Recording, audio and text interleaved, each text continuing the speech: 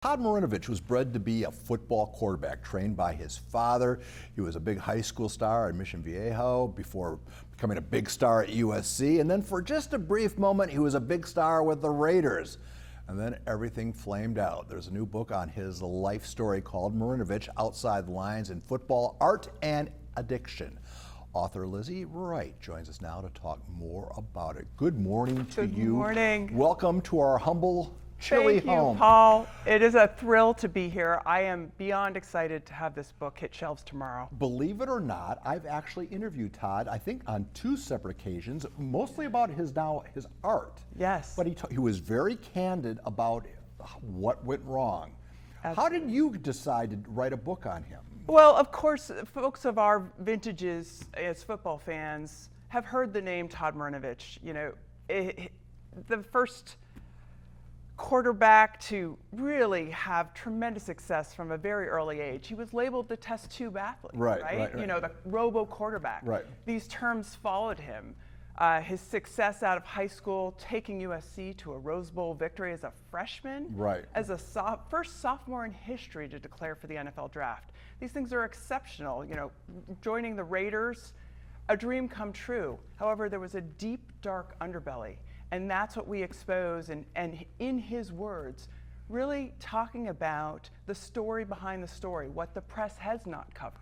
Did the addiction issues, were they always there, or did they surface because success came too early, too quickly, perhaps too easily? Of course, it's a complicated answer to that question, and that's absolutely why we write the book, is to address addiction and that journey that happened for Todd, because it is not just his journey.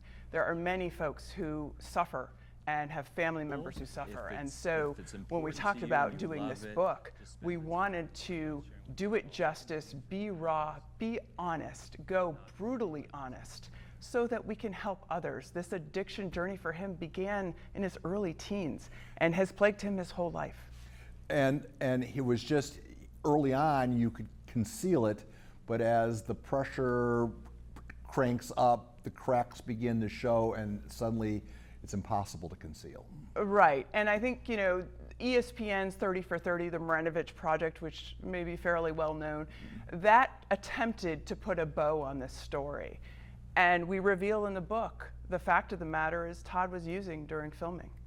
And so this journey is far from over.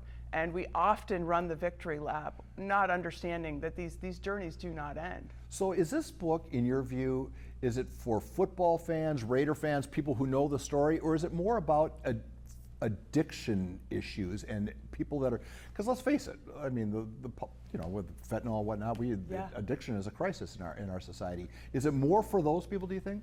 It's very much for all those audiences, and I think Todd had described to me, you know, football was not what I was meant to do. That gave me the platform. His life now is about giving back and about sharing his journey. And if he can affect one life, then this book has succeeded. Well, that's what this conversation is all about. And now, he's in art, and his artwork speaks for itself. Absolutely. He's, you know, someone like Todd, his talent extends far beyond the field. Yeah, see, he would tell you that his talent, he was supposed to be an artist. Right, and we talk about that in the book. All right, so just quickly, where can people find this book? They can find it. It releases tomorrow everywhere. We are so excited. We've got events here in La Jolla in September, at Warwick's, and I'll be up in Barnes & Noble in Huntington Beach, actually on Wednesday with Todd, doing some signings. It's hard to make, everyone, a lot of authors out there, but there are very few that sell. It's hard to sell books, isn't it?